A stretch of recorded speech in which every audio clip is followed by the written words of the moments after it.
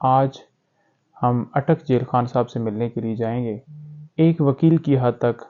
Jail حکام نے الاؤ کیا ہے،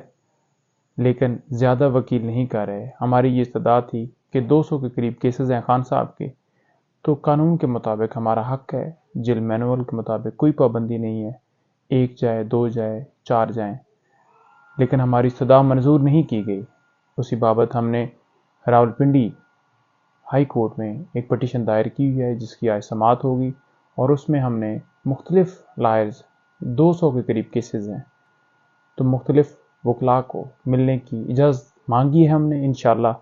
آج یوں ہی اجازت ملے گی تو پھر ہم اس حساب سے انشاءاللہ آج وکلاء سارے جائیں گے۔ اور دوسرا، خان صاحب کی جو پٹیشن ہے، جو ہر روز آپ پوچھتے ہیں، وہ اسلام آباد ہائی کورٹ میں 22 کے لیے فکس ہو گئی ہے، جس میں ہم نے خان صاحب کی سزا جو کہ توشہ خانہ کیس کے اندر انہیں ہوئی ہے، اس کی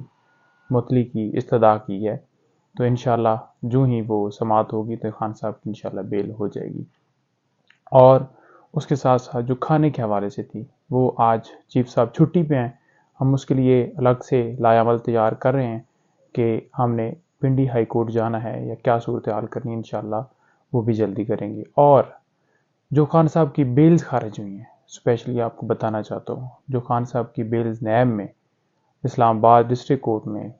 لاہور اینٹی ٹیررزم کورٹ میں جو خارج ہوئی ہیں،